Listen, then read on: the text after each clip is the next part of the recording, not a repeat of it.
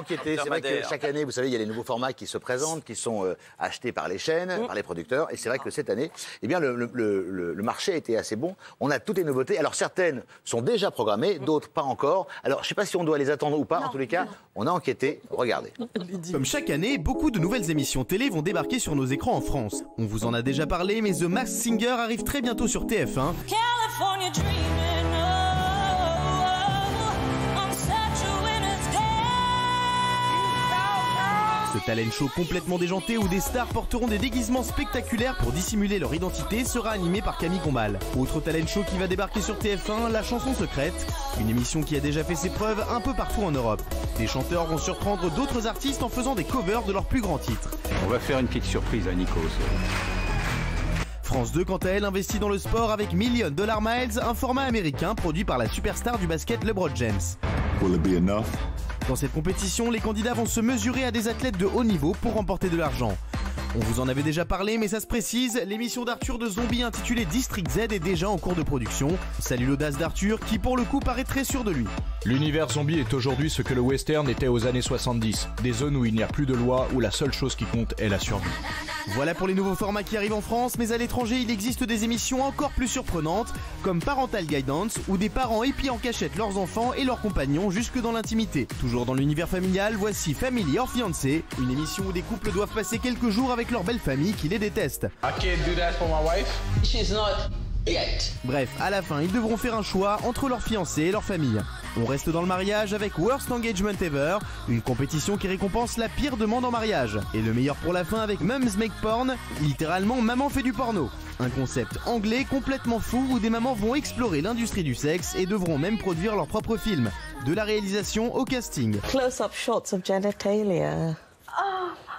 Why? Pas sûr que cette émission-là débarque en France. Alors que pensez-vous de ces nouvelles émissions et est-ce qu'il y en a qui vous choquent? Alors, on va revenir évidemment en détail sur tous ces formats. On a des extraits de Mums Porn. Alors attention. Quand je vous dis, alors c'est une émission qui est totalement soft. Évidemment, ça n'a rien à voir avec le monde de la pornographie. Sinon, ça passe pas à la télé. Ça passe pas à la télé. Merci, Message. Mais c'est vrai que c'est une émission dont la caution, je dirais, c'est l'éducation sexuelle des enfants. C'est assez lointain. Pour l'heure, on va revenir sur les formats français. Vous avez vu qu'il y a Arthur qui a créé un concept inédit qui s'appelle District Z. Qu'est-ce que vous savez sur le format de mon cher Maxime Guénin? District Z, c'est un format, une création 100% originale produit par Satisfaction, la société de production d'Arthur. En gros, on jette des célébrités dans un terrain vague, dans un village abandonné, et des zombies vont tenter de les attaquer. Donc ils seront imprimés, on va savoir leur rythme cardiaque. Et en gros, l'idée d'Arthur, c'est de faire une sorte de Fort Boyard, c'est-à-dire de créer ce village et de faire venir les équipes de tournage internationales et faire tourner un peu tout ça. C'est pas mal comme explication, mais on a Arthur qui explique tout ça avec les premières images. C'est un jeu d'aventure outdoor et indoor qui est le premier jeu d'aventure auquel vont participer des zombies. C'est un grand jeu d'aventure où il y a plein d'épreuves et il faut sortir vivant en moins de 2 heures. Le setup fait 10 hectares.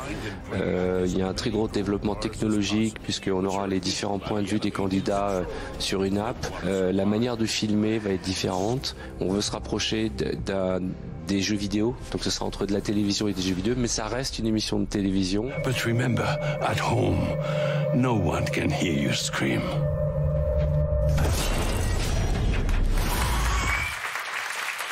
Comme ça, sur le papier, alors c'est financé à 100% par Arthur. Il y croit beaucoup. Ça, très cher.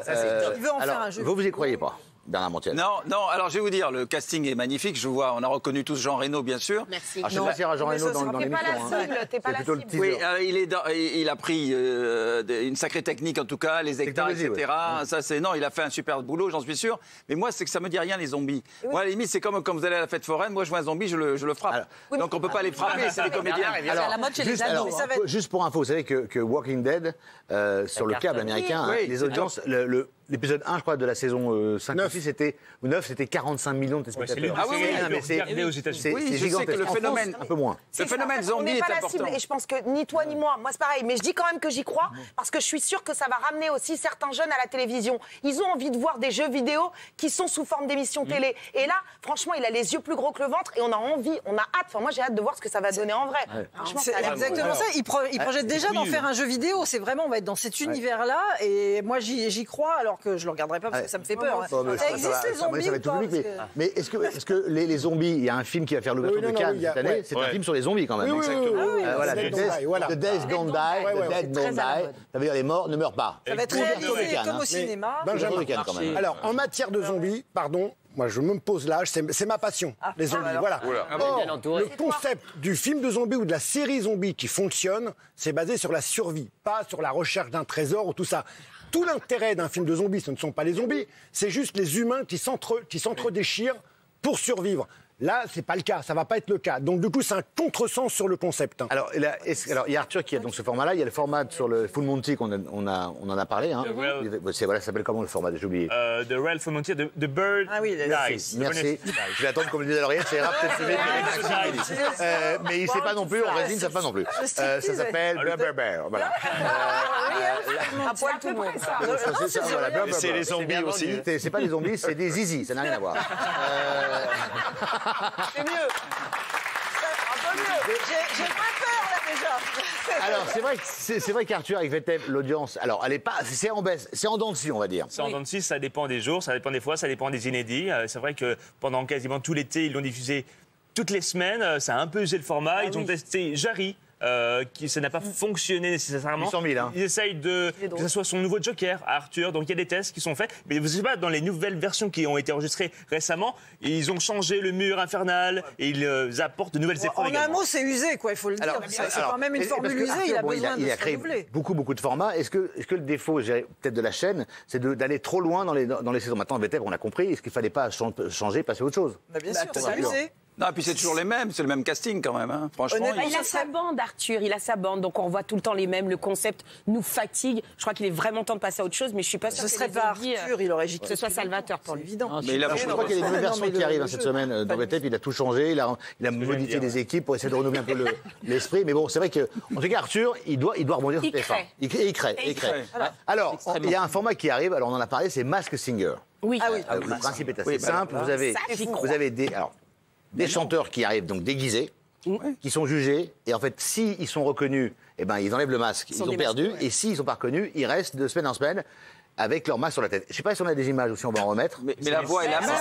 On les a. C'est des super masques. J'y crois pas. C'est un format qui vient de Corée, je crois. Oui, c'est ça. C'est un petit format. On ne reconnaît pas leur voix. Mais comment on ne reconnaît pas leur voix? Quand on connaît un chanteur, c'est par sa voix. Alors la voix est truquée. La voix est truquée quand il parle, mais la voix n'est pas truquée quand il chante. Alors moi, je ne comprends pas, parce que si c'est Pascal Obispo, je suis désolée, s'il chante, on va le reconnaître tout de suite. Ce ne sont pas des chanteurs. Alors que ça fait. C'est pas des chanteurs, ce sont des célébrités. Des célébrités, des animateurs, des machins. Ah bah oui. Alors, j'ai eu des bruits comme quoi l'émission est extraordinaire. Alors, à l'origine, moi, j'étais vraiment contre. Enfin, je me disais, ça va être kitsch et naze et tout. Et apparemment, ça s'annonce comme un truc top. Je suis très curieuse de voir cette émission, de voir s'il va y avoir d'abord des vraies célébrités, si les déguisements vont être à la hauteur. Apparemment, ils vont coûter très cher. Donc, on a envie de voir. Et surtout, Camille Combal, dans cet exercice, je pense qu'il va s'éclater. Le problème, ça va être le casting, parce que Danse avec les stars, on l'a dit ici plein de fois, c'est quand même des stars qui sont pas très stars. Là, ça va être intéressant si tout d'un coup, on découvre Jean Reno ou Camille Lacour. Il y a moins d'entraînement.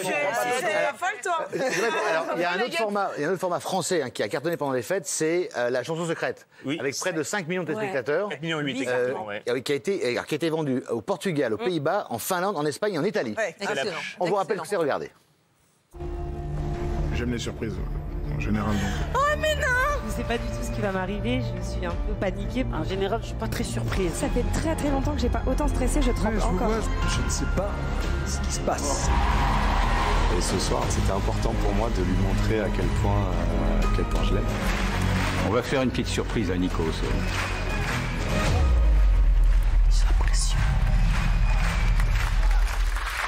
est bon, Alors, pour la chanson secrète, il y avait effectivement plein de stars. Mais moi, mis à part le moment avec Nikos qui m'a vraiment bouleversée, j'ai chialé, c'était très émouvant. Pour le reste, j'ai trouvé que c'était téléphoné, qu'il n'y avait pas vraiment d'émotion. J'ai pas été hyper surprise. Et je trouvais qu'il surjouait un petit peu la surprise. Oh, génial Oui, mais il n'y avait pas vraiment d'émotion. Vous faites bien la surprise. Alors, je trouve ça quand même. Pour le petit bémol, diffusion pendant les fêtes, concurrence, somme toute assez finale de The Voice, c'est là en face. Assez faible. Comment oui. C'était la finale de The Voice en face. De quoi The Voice. Excusez-moi, avec Marianne James, prodige, pardon. Je suis d'accord avec vous, Benjamin. Et quand un format français de création française se vend à l'international, c'est surtout très bon signe. Surtout que là, ça coûte pas trop cher. Vous mettez un fauteuil, ça coûte pas énormément. Les stars quand même. Je trouve ça malin parce que ça renouvelle un petit peu quand même le genre les émissions reprises, ça n'avait pas marché. Dans la même année, il y avait eu les reprises de Johnny Hallyday, les reprises de Goldman qui avaient fait à peine 3 millions. Là, ça faisait 1 million de plus. Je trouve que c'était malin parce qu'il n'y a pas énormément de moyens, ça marchait. Alors, il y a un nouveau format qui arrive, là, pour le coup, sur France 2, qui s'appelle $1 Million Miles. Ouais. Alors là, il y a un problème. Le gouffre. Il y a un problème, c'est que l'émission a été lancée en Amérique et l'émission a été déprogrammée. Ouais, il se trouve que France 2 a commandé 2 saisons et que chaque épisode, je crois qu'il y a 4 épisodes par saison, c'est 800 000 € l'émission. 4 x 8, 32, ça fait donc 3 millions 2, x 2, ça fait 6 millions 4. Et pourtant, est-ce que France 2 doit s'inquiéter? Et quand même, est-ce que Christine Kelly, notre sage du jour, est-ce que c'est pas un budget un peu trop important pour le service public et de s'engager à ce point-là, sur 2 saisons? Je pense que si on connaissait les vrais budgets de France Télévisions sur les productions, on aurait la langue qui traîne par terre tellement les budgets sont élevés. Donc je trouve en effet que les budgets sont très élevés pour le service public à l'heure où on demande au service public de faire de réduire justement le train de vie justement des émissions, le coût des programmes. Je pense que c'est un programme trop cher. France Télé paye trop cher ces formats? Moi, honnêtement, je trouve. Pourquoi je dis ça? Parce qu'on est en train de dire qu'il faut, on supprime la redevance. Tout le monde est en train de demander, les chaînes du service public demandent d'augmenter de la redevance. Elles sont assises sur la redevance. Ce sont toutes les chaînes de Radio France, mais aussi les chaînes du service de France Télé, France 24, etc. Elles sont assises sur la redevance. Je pense qu'il y a d'autres endroits où on peut investir au lieu d'investir autant d'argent dans ce genre de programme pour ne pas faire la course à l'audience. Je vous donne une info. C'est qu'en fait, comme le producteur de $1 Million Miles, c'est le même que l'affaire conclue, il semblerait qu'il y ait eu une espèce de négociation avec on vous laisse le programme qui fait quand même les beaux jours de France 2 l'après-midi, en échange de quoi vous nous prenez ça. Si c'est vrai, c'est un peu emmerdant. Mais en plus de ça, ce serait facile de le faire à l'économie. En ce moment, à Paris, avec tous les travaux qu'il y a, il pourrait faire un parcours du combattant de fou. Ce sera le mot de la fin.